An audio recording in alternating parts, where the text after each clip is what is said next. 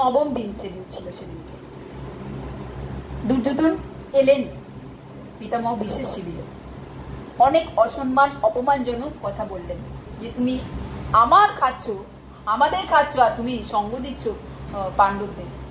তো এটা খুব অপমান অসম্মান লেগেছিল পিতামহ ভীষ্ম। তিনি সেদিনকে প্রতিজ্ঞা করেছিলেন কালকের যুদ্ধে হয় পঞ্চপাণ্ডব থাকবে নালে আমি থাকবো, এটা তোমাকে আমি কথা দিচ্ছি। তুমি কালকে সকালে তোমার স্ত্রীকে আমার কাছে পাঠিয়ে দিও, আমি তাকে আশীর্বাদ দেব, অখণ্ড সৌভাগ্যবতী ভবর আশীর্বাদ। দুর্যোধন মহা খুশি, দুর্যোধন খুশি, কিন্তু টেনশনে পড়ে গেল কে? ভগবান। ঘুমাচ্ছে যখন তাড়াতাড়ি করে পঞ্চপাণ্ডবের চাদর তুলে দিয়ে, আরে ওঠো ওঠো ওঠো ওঠো ওঠো। পঞ্চপাণ্ডব কি হয়েছে? আরে কি হয়েছে? তোমরা নিশ্চিন্তে ঘুমাচ্ছ, তোমার বাবা ওদিকে মহান প্রতিজ্ঞা করে বসে আছে কালকে তোমাদের মারার জন্য, আর তোমরা নিশ্চিন্তে ঘুমাচ্ছ। পাণ্ডব বলছে তাতে আমাদের কি সমস্যা? আমাদের কি সমস্যা? আমাদের পিতামহ যে সংকল্প করে বসে আছে সে চিন্তা করবে তুমি? আমি হ্যাঁ, যদি আমাদের কিছু হয় তাহলে লোকে কি বলবে? যে দেখো কৃষ্ণ ভক্ত ছিল আর মরে গেল। বদনাম কার হবে? আমাদের না, তোমার হবে। তাই চিন্তা করবে তুমি। দিয়ে আবার তারা চাদর মুড়ি শুয়ে গেল, ওদের কোনো টেনশন নেই। এটা হচ্ছে ভক্তের জীবন। ভগবান দায়িত্ব নেয়, ভক্তের কিছু টেনশন থাকে। এই কারণে বলছে কৃষ্ণ ভক্ত বড় চতুর। যে কৃষ্ণের উপর ডিপেন্ড থাকে সে সবসময় হ্যাপি থাকে, কারণ তার নিজেকে মালিক বলে মনেই হয় না, যেভাবে চলবে ভগবান চালিয়ে। কিন্তু যে নিজেকে মালিক বলে মনে করে হাজার, দেখুন একটা বাচ্চার দুটো বাচ্চা, একটা বাচ্চা অনাথ, বাবা মা নেই, আর একটা বাচ্চার বাবা মা আছে, কার টেনশন বেশি হবে? কেউ নেই, যা করতে আমাকে আমাকে নিজে করতে হবে। হ্যাঁ, যা নিজে দাঁড়াতে হবে, নিজে পরিশ্রম করতে হবে, বিশাল টেনশন। কিন্তু যে বাবা মা আছে, আরে লস হোক লাভ হোক এই করবে, বাবা মা দেখে নেবে যা হবে। আমার কি? আমার খাওয়ারও চিন্তা নেই, আমার ঘুমানোর চিন্তা, আমার ইনকাম, বাবা আছে। তো ঠিক তেমনি আমরা ভগবানের ভক্তরা জানে আমাদের বাবা আছে, আমাদের কোনো চিন্তা নেই, শুধু তার নামটা করব। কারণ ভগবান বলছে অনন্য রাজবিদ্যাযোগ 9 নম্বর অধ্যায় 22 নম্বর শ্লোকে, অনন্য চিন্তায়ন্তু মাং যে জনা পর্যুপাসতে তেষাং নিত্যাভিযুক্তানাং যোগক্ষেমং বহম মহান। যে অনন্য মানে, অনন্য মানে, অনন্য মানে নয় অন্য, কন্ডিশন আছে ভগবানের। আমাদের ভগবান বড় চতুর। আমাকেও ভজনা করবে, আবার দুর্গা কালী শিবকেও ভজনা করবে, আবার ব্রহ্মাকেও ভজনা করবে, আবার লক্ষ্মীকেও ভজনা করবে, আর বলবে আমি ভগবানের থেকে এটা চাই ওটা চাই ওটা চাই। ওটা পারবে না ভাই, একমাত্র আমাকে, নয় অন্য। অনন্য মানে নয় অন্য, অন্য কিছু না চিন্তা করে, শুধু যে আমার চিন্তা করবে, আমার ভজনা করবে, মানে অনন্য চিন্তায়ন্ত মাং, অন্য কোনো চিন্তা না করে যে শুধু মাত্র আমাকে ভজনা করবে। অনন্য চিন্তায়ন্ত মাং যে জনা পর্যুপাসতে, যে জন তেষাং নিত্যাভিযুক্তানাং, তাকে নিত্যা, তার যা যা প্রয়োজন, যোগক্ষেমং বহম মহম, যোগ এবং ক্ষেম মানে তার যেটুকু যা আছে সেটা আমি রক্ষা করি, এবং তার যা প্রয়োজন সে আমি নিজের হাতে বহন করে দিই। আর ভগবানের কথা, এটা তো আমাদের কথা না, আমাদের কথা হচ্ছে জলে দাগ কাটার মতো। এই বললাম, এই মিলিয়ে গেল। এটা ভগবানের কথা, এটা চিরসত্য, আর এটা সত্য প্রমাণও হয়েছে, আজ পর্যন্ত প্রমাণ হয়ে গেছে। আজ পর্যন্ত প্রমাণ হয়ে আসছে যে কথাটা কতটা সত্য। তাই পাণ্ডবরে নিশ্চিন্ত, আমার দায়িত্ব, ভগবান দেখবে আমাদের কি, আমরা নিশ্চিন্ত ঘুমাই, কাল সকালে উঠে যুদ্ধ করবো। ভগবান টেনশন, পাণ্ডবরা তো শুনলো না, দ্রৌপদীকে ডাক করালো, চলো চলো আমার সঙ্গে যেতে হবে। কোথায় এত রাতে? চলো আমার সঙ্গে যেতে হবে। দ্রৌপদী চললো, পায়ে জুতোর আওয়াজ হচ্ছে, জুতোটা খোলো। দ্রৌপদীর জুতো ভগবান নিজের হাতে। তাহলে ভগবান তার ভক্তের জন্য কি কি না হয়েছে, ড্রাইভার হয়ে গেছে। আবার কিসের ড্রাইভার? ভগবান তার ভক্তের চরণের কাছে বসছে।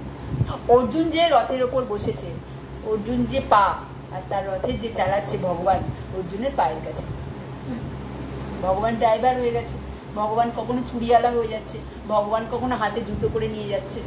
তাহলে ভক্তের প্রসন্নতার জন্য ভগবান কত করুণাময়, ভগবান কত কৃপালু, এটা আমরা শুনেছি, কিন্তু যারা ভক্ত না তারা ফিল করে এটা সত্যি সত্যি। দ্রৌপদী জুতো হাতে নিয়ে যাচ্ছে এবং দ্রৌপদীকে পৌঁছালো কোথায় না পিতামহ ভীষ্মের শিবিরে। যাও প্রণাম করেছো। দ্রৌপদী গেলেন পিতামহ ভীষ্মের চরণে। তখন ব্রহ্ম মুহূর্তে ভগবান ভক্তরা উঠে কি করে? ভগবানের ভজন করে, ভগবানের চিন্তা করে। পিতামহ ভীষ্ম চোখ বন্ধ করে ভগবানের চরণে ধ্যান করছেন এবং সেই মুহূর্তে এসে দ্রৌপদী পিতামহ ভীষ্মকে প্রণাম করছেন। পিতামহ ভীষ্ম তো চোখ খুললেন না, কিন্তু পিতামহ ভীষ্ম বুঝতে পারছেন দ্রৌপদী চুরির যে শব্দ শুনে যেটা হচ্ছে মহিলা, ভাবলেন তিনি যে এটা দুর্যোধনের স্ত্রী। একদম হাত তুলে আশীর্বাদ দিয়ে দিয়েছিলেন, অখণ্ড সৌভাগ্যবতী ভব। চোখ খুলে দেখেন দ্রৌপদী। পিতামহ ভীষ্ম বলছে তুমি তুমি এখানে কি করে এলে? তখন পিতামহ ভীষ্ম 12 মহাজনের মধ্যে একজন মহাপণ্ডিত, বুঝতে দেরি হলো না যে এটা কার কাজ। আচ্ছা, তোমাকে যে এখানে এনেছে, কাণ্ডটা করেছে, সে কোথায় আছে? সে দরজার বাইরে ভাই, সে দরজার বাইরে দাঁড়িয়ে আছে। আমাদের প্রত্যেকের দরজার বাইরে দাঁড়িয়ে থাকে, সে ভেতরে আসে না। ভেতরে কখন আসে? যখন তাকে আমরা আকুল প্রার্থনা করে ডাকি, আকুল প্রার্থনা করে ডাকি, হরে কৃষ্ণা কৃষ্ণা কৃষ্ণা হরে হরে, হরে রাম রাম রাম হরে হরে। আকুল প্রার্থনা করে ডাকি। দেখুন দ্রৌপদীর যখন বস্ত্রহরণ হয়েছিল, ভগবান আসেনি, ভগবান বাইরে দাঁড়িয়েছিল। কেন? আমরা পঞ্চপাণ্ডব রক্ষা করতে পারবো, আমার 5টা স্বামী আছে আমাকে রক্ষা করতে পারবে, পিতামহ ভীষ্ম আছে আমাকে রক্ষা করতে পারবে, হ্যাঁ দ্রোণাচার্য আছে আমাকে রক্ষা করতে পারবে, রাজা আছে আমাকে রক্ষা করতে পারবে। দ্রৌপদী তাকে তো ডাকেনি, দ্রৌপদী এদের সবার শরণ নিয়েছিল, তাই নাকি? দ্রৌপদী ভগবানকে ডাকেনি, দ্রৌপদী এদের সবাইকে নিজে শক্তিশালী বলে মনে করেছিল, ভাবছি এরা আমাদের রক্ষা করবে। আমরাও তাই, আমার স্ত্রী আমাকে রক্ষা করবে, আমার স্বামী আমাকে রক্ষা করবে, আমার আত্মীয় স্বজন আমাকে রক্ষা করবে, আমার সন্তান রক্ষা করবে। আমরা কিভাবে জড়িত একে অপরের সঙ্গে, এত আসক্তি, আমার এত আসক্তি। আর দি এন্ডে কি পাই? তাদের মতোই প্রত্যাখ্যান পাই। ঠিক কি ভুল? যাদের পেছনে আমরা দৌড়াই, যাদেরকে আমরা ভালোবাসি অসম্ভব, তারা আমাদের নেগলেক্ট করে। দেখুন চারদিকে তাকিয়ে। একই না, এই আসার সময় আমাদের আলোচনা হচ্ছিল একটা মাতাজিকে নিয়ে, এত প্রেম তার ছেলের ওপর, এত আসক্তি তার ছেলের ওপর, ছেলে যায় বাস হবে। আমরাও তাই, যে আমাদেরকে অতিরিক্ত প্রেম করে না তাকে আমরা অ্যাভয়েড করতে শুরু করি। এটা আমাদের নীতি, যেটা মানে অতিরিক্ত পেয়ে যায় না মানুষ, এটার মূল্য বোঝে না। তাই আমরা কাকে সন্তুষ্ট করার পেছনে দৌড়াচ্ছি? আমাদের এই শরীরের সম্পর্কিত সম্বন্ধীদের, যাদের আমরা মৃত্যু পর্যন্ত সন্তুষ্ট করতে পারবো না। কিন্তু আমরা প্রতিটা মুহূর্তে তাদেরকে সন্তুষ্ট করার জন্য প্রেজেন্ট করি, নিজেদেরকে সঠিক তৈরি করার চেষ্টা করি, তাদেরকে সন্তুষ্ট করার জন্য সবসময় নিজেকে সঠিক করার জন্য চেষ্টা করি, নিজেকে সঠিক করার জন্য চেষ্টা করি, যেটা সম্পূর্ণরূপে ভুল। কিন্তু যে আমাদের সব থেকে বেশি ভালোবাসে, আমরা যাদের সব থেকে বেশি ভালোবাসি, তার জন্য আমরা নিজেকে পারফেক্ট করার চেষ্টা করি, যে উদ্দেশ্যে আমরা আজ পর্যন্ত সফল হইনি। কিন্তু আমাদেরকে যে নিঃস্বার্থভাবে সব থেকে বেশি ভালোবাসে, পাত্তাই দিই না। আমাদের ক্ষেত্রে তাই, আমাকে যে বেশি ভালোবাসে তাকে আমরা কেয়ার করি না, আর আমরা যাদের ভালোবাসি তাকে স্যাটিসফাইড করার জন্য আমরা নিজেদেরকে প্রিপেয়ার করি, লাভ কিছু হয় না। তো ঠিক তেমনি আমাকে যে ভগবান সব থেকে বেশি ভালোবাসে, আমাদেরকে সব থেকে বেশি ভালোবাসে কে? ভগবান। আর সেটা কি? নিঃস্বার্থে, কিছুর বিনিময়ে না। ভালোবাসেই বলেই তো সবকিছু দিচ্ছে। নিঃস্বার্থে ভালোবাসে, কিছুর বিনিময় নয়। সব থেকে বেশি ভালোবাসেছে, মৃত্যুর সময় থাকে, মৃত্যুর আগেও থাকে, মৃত্যুর পরেও থাকে। তাকে আমরা অ্যাভয়েড করছি আমাদের এই জাগতিক হ্যাবিটের মধ্যে, নাকি? যে বেশি ভালোবাসছে তা কেন আমরা ইজিলি পেয়ে যাচ্ছি ওটা, ইজিলি পেয়ে যাচ্ছি, তাই আমরা ভগবানকে কেয়ার করছি না। আর যেটা আমার পক্ষে পাওয়া শুধু কঠিনই নয়, অসম্ভব, মায়াকে পাওয়া, মায়াকে ধরে রাখা অসম্ভব। আজ পর্যন্ত মায়াকে কেউ ধরতে পারেনি, কারণ মায়া মিথ্যা।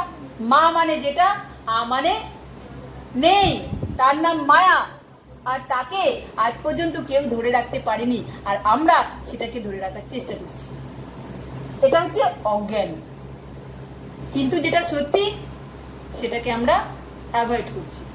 যাদের আমরা ভালোবাসতে পারবো না, হাজার ভালোবেসেও যারা আমাদের হবে না, আমাদের নেগলেক্টই করে যাচ্ছে, তার পেছনে আমরা দৌড়ে যাচ্ছি।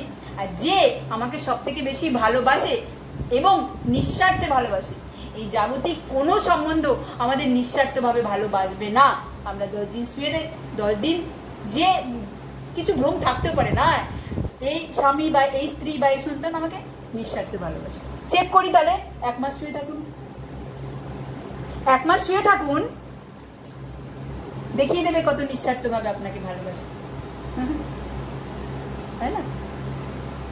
তাই কিন্তু আমাদের শুয়ে থাকাকালীন, ঘুমিয়ে থাকাকালীন যে ভগবান আমাদের নিঃশ্বাস দিয়ে যাবে, নিঃশ্বাস দিয়ে যাবে, যাবে কি না?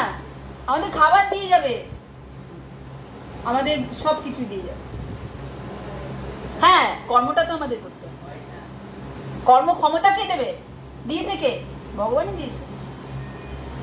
তাই এটা অজ্ঞান, এই জ্ঞানটা আনতে হবে যে অ্যাকচুয়ালি আমাদের যে ভালোবাসে তার ভালোবাসার না পারি অন্তত একটু সম্মান তাকে দিই।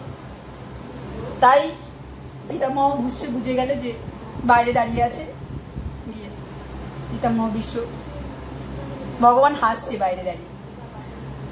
পিতামহ, আপনি কোন প্রতিজ্ঞা আপনার সত্য? তাহলে আপনি যে কালকে নিয়েছিলেন প্রণ প্রতিজ্ঞা, সেটা কি সত্য, নাকি দ্রৌপদীকে এইমাত্র যেটা দিলেন সেটা সত্যি? কোনটা সত্যি করবেন? পিতামহ বিশ্ব বলছে এটা তো সত্যি করবোই, কিন্তু আরেকটা প্রতিজ্ঞা আমি নিচ্ছি। কি না, তুমি যে প্রতিজ্ঞাটা করেছিলে যে যুদ্ধে অস্ত্র ধরবে না, আমি এখন প্রতিজ্ঞা করছি যে তোমার সেই প্রতিজ্ঞা আমি ভঙ্গ করব। ভগবানের প্রতিজ্ঞা ভঙ্গ করার সাহস আজ পর্যন্ত কারোর হয়নি, কিন্তু ভগবান ভক্তের ইচ্ছে পূর্ণ করার জন্য তাও করেছে। পিতামহ বিশ্ব সে ইচ্ছা পূর্ণ করার জন্য ভগবান নিজের প্রতিজ্ঞা ভঙ্গ করেছে। এর থেকে আর ভালোবাসা কে হবে আমাদের? আমাদের ইচ্ছে রাখতে করে, ভগবানের কোনো ইচ্ছেই নেই। তার প্রতিজ্ঞা মানে ধর্মের প্রতীক কে? ধর্ম। ধর্মের প্রথম অঙ্গ হচ্ছে সত্য, সত্যম পরম ধীমহি। আর ধর্ম বা সত্যের মূর্তমান প্রতীক হচ্ছে ভগবান শ্রীকৃষ্ণ। ভগবান শ্রীকৃষ্ণ নিজের যে মুখ থেকে বলেছে সেই প্রতিজ্ঞা নিজে অধর্ম করলো, মানে নিজেও পর্যন্ত সেই প্রতিজ্ঞা ভেঙে দিল। কার জন্য? তার ভক্তের প্রতিজ্ঞা রাখার জন্য। নিজে অমানি হলো তার ভক্তকে মান দেওয়ার জন্য। এর থেকে ভালো কে আছে আমাদের ভালোবাসা? পরের দিন কুরুক্ষেত্রের যুদ্ধ শুরু হলো। পিতামহ ভীষ্ম এমন ভাবে তীর চালালো যার সামনে কেউ আসতে পারছে না। অর্জুন তীর চালাবে কি, তীর বের করতে পারছে না। পিতামহ ভীষ্ম এমন ভাবে সে যুদ্ধ শুরু করেছে, অর্জুন তীর বের করতে পারছে না, তার আগেই অর্জুনের এই বাহু দিয়ে রক্ত ঝরিয়ে দিচ্ছে। এমন ভাবে পিতামহ ভীষ্ম সামনে কেউ করতে পারছে না। ভগবান দেখছে যে আশ্চর্য, এমনি ভাবে যদি হয় তাহলে তো অর্জুন শেষ। আমার ভক্তকে পীড়া দিচ্ছে, আমার ভক্তকে কষ্ট দিচ্ছে। ভগবান রেগে গেছে। সঙ্গে সঙ্গে ভগবান কি করলো? এক লাফ দিল রথ থেকে, রথ থেকে লাফ দিল। রথ থেকে লাফ দিয়ে যে প্রতিজ্ঞা ভঙ্গ করতে যাচ্ছে, তো পৃথিবী যেন বলছে যে ধর্মের মূর্তমান হচ্ছে পৃথিবী মা, এবং পৃথিবী মা দেখছে যে স্বয়ং ধর্ম তার প্রতিজ্ঞা ভাঙতে যাচ্ছে। হ্যাঁ, তখন ভগবান বলছে এই লজ্জা কোথায় রাখবে মা? মায়ের লজ্জা কোথায় রাখবে? স্বয়ং ভগবান তার প্রতিজ্ঞা ভাঙতে যাচ্ছে, ধর্ম তার প্রতিজ্ঞা ভাঙতে পারছে। উত্তরীয়টা পড়ে গেল। যেন ভগবান বলছে যে তুমি লজ্জা করছো, আপাতত তোমার মুখটা ঢাকো, আমার উত্তরীয় দেখছি, পরে ব্যবস্থা করছি। তো ভগবানের উত্তরীয় খুলে পড়লো। পৃথিবীতে। এবং ভগবান দৌড়ে দৌড়ে দৌড়ে দৌড়ে চললো, রথ থেকে একটা চাকা নিল, সুদর্শন চক্রের মতো ধারণ করলো এবং সঙ্গে সঙ্গে অর্জুন জাম দিয়ে ভগবানের চরণে জড়িয়ে ধরল। ভগবান সেই টানতে টানতে টানতে টানতে বহুদূর নিয়ে চলে গেল অর্জুনকে শেষ পর্যন্ত। তখন পিতামহ ভীষ্মের প্রতিজ্ঞা সংকল্প যে আমি যেটা চাইছিলাম, ভগবান অস্ত্র ধরবে না, ভগবানকে আমি অস্ত্র ধরিয়েছি। এবার পিতামহ ভীষ্ম তার ধনুর্বাণ ত্যাগ করলেন, বলছেন এবার আমি তোমার স্মরণে, এবার তুমি যা খুশি আমার সাথে করতে পারো। তখন মহাভারতের গল্প আছে যে শিখণ্ডী এসেছিল। তারপর ভগবান বলছে, অর্জুন বলছে আমি কথা দিচ্ছি আজকের যুদ্ধে আমি, তুমি যা বলবে আমি তাই করব। অর্জুনের মনে মোহ ছিল, পিতামহ তুমি তোমার প্রতিজ্ঞা ভঙ্গ করো না। ভগবান শান্ত হলো এবং চালাও তীর। অর্জুন তখন তীরের পর তীর চালিয়ে পিতামহ ভীষ্মকে ধরাশায়ী করলেন। ধরাশায়ী করে সেদিন ছিল দশম দিন। যে পিতামহ ভীষ্ম ধরাশায়ী হলেন, সঙ্গে সঙ্গে ধৃতরাষ্ট্রের মনে এইবার ভয় উদয় হলো। মেন যে স্তম্ভ যুদ্ধে, সেই ধরাশায়ী হলো। তখন সে সঞ্জয়ের কাছে গিয়ে বলছেন, সঞ্জয় ধর্মক্ষেত্রে কুরুক্ষেত্রে সমাবেতা যুজুৎসব মামকা পাণ্ডবায় চৈব কিম কুর্বত সঞ্জয়। এবার যুদ্ধ কি হয়েছিল সেটা আমাকে বলো। এবার সঞ্জয় কি হলো শুনলেন। ওইদিকে যেই পিতামহ ভীষ্ম পড়ে গেল, যুদ্ধ স্টপ, যুদ্ধ থেমে গেল। সবাই পিতামহ ভীষ্মের কাছে এসে গেলেন। না, পিতামহ ভীষ্মের এবার একটা বালিশ চাই। দুর্যোধন তো মোটা মোটা বালিশ নিয়ে উপস্থিত হলেন। তার মাথায় এইটুকু এলো না যে শুয়ে আছে তো সে তীরের ওপর। অর্জুনই পারত সেটা তৈরি করতে। এত শ্রেষ্ঠ ধনুর্ধর অর্জুন তীরের সাহায্যে দুটো তীরের মাঝখানে পিতামহ মস্তিষ্ক রাখলেন এবং তিনি জলপান করার ইচ্ছে করলে অর্জুন তীরের সাহায্যে মা গঙ্গার আহ্বান করলেন এবং পিতামহ ভীষ্মকে জলপান করালেন। পিতামহ ভীষ্ম দীর্ঘ প্রতীক্ষা করেছিলেন যুদ্ধ শেষের এবং উত্তরায়ণের প্রতীক্ষা করেছিলেন যাতে তিনি ভগবত ধাম প্রাপ্ত হতে পারেন এবং যুধিষ্ঠির মহারাজকে ধর্ম সম্বন্ধে, রাজ্য চালানোর সম্বন্ধে উপদেশ দিয়ে যেতে পারেন। সেই দিনটা আর শেষ প্রতীক্ষার পর সেই দিন এলো কখন? এই আগামী কালকের দিনে বিশ্ব পঞ্চকের শুরু। কালকের দিন থেকে পিতামহ ভীষ্ম 5 দিন অনাহারে ছিলেন। তিনি ভগবত ধামে যাওয়ার প্রিপারেশন নিয়েছিলেন। 5 দিন তিনি অনাহারে ছিলেন, উপবাস করেছিলেন, না খেয়েছিলেন। উত্তরায়ণ শুরু হচ্ছিল, পূর্ণিমা শুরু হচ্ছিল, শুক্লপক্ষের পূর্ণিমা আসছিল কার্তিক মাসে। তো শেষে পিতামহ ভীষ্ম যুধিষ্ঠির মহারাজকে ডাকলেন এবং তাকে এই 5 দিন ধরে পিতামহ ভীষ্ম যুধিষ্ঠির মহারাজকে ধর্ম সম্বন্ধে উপদেশ দিয়েছিলেন। উপদেশ অনেক বড়, শ্রীমদ্ ভাগবতমে রয়েছে। এবং উপদেশ দেওয়ার পর 5ম দিনে পিতামহ ভীষ্ম ভগবানের দিকে দৃষ্টি স্থির করে ভগবানের চিন্তা করতে করতে ভগবত ধাম প্রাপ্ত হয়েছিলেন।